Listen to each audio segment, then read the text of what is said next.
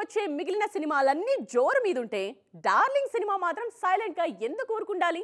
అందులోనూ same date కి వచ్చే సినిమా నుండి సాంగ్ రిలీజ్ అయితే మన పాట ఎప్పుడు డార్లింగ్ అని జనం అడగకుండా ఉంటారా?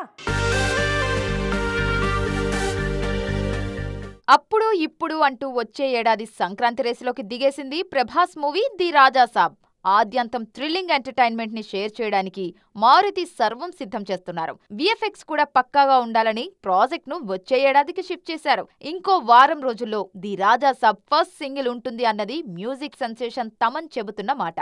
అంతేకాదు, ఒక్కసారి ఫ్లో మొదలైతే బ్యాక్ టు బ్యాక్ సాంగ్ రిలీజులు ఉంటాయట. డార్లింగ్ నుంచి జనాలు ఎలాంటి నెంబర్స్ కోరుకుంటున్నారో అచ్చం అలాంటి సాంగ్స్ రెడీ అయ్యాయన్నది తమన్ మాట. ది రాజా సాబ్ తో సేమ్ డే పోటీకి దిగుతున్నారు దళపతి విజయ్. ఆయన నటిస్తున్న ఆఖరి cinema Jana Nayagan. Mamitha Baiju, Pooja Hegde key roles చేస్తున్నారు. ఈ సినిమా నుంచి ఎనర్జెటిక్ సాంగ్ రిలీజ్ అయింది. విజయ్ ఆఖరి సినిమా కావడంతో ఎలాగైనా పాన్ ఇండియా రేంజ్ లో ట్రెమెండస్ కలెక్షన్లు చూడాలని కోరుకుంటోంది యూనిట్. సక్సెస్ ట్రాక్ లో పాన్ ఇండియా క్రేజ్ ఉన్న ప్రభాస్ సినిమా కావడంతో ది రాజా సాబ్ కూడా బ్లాక్ బస్టర్ కలెక్షన్లను ఎక్స్పెక్ట్ చేస్తున్నారు మేకర్స్. జనవరి 9న ఫస్ట్ డే కలెక్షన్లలో ఇద్దరి హీరోలు ఎవరు ఫస్ట్ ప్లేస్ కొట్టేస్తారో చూడటానికి జనాలు వెయిటింగ్.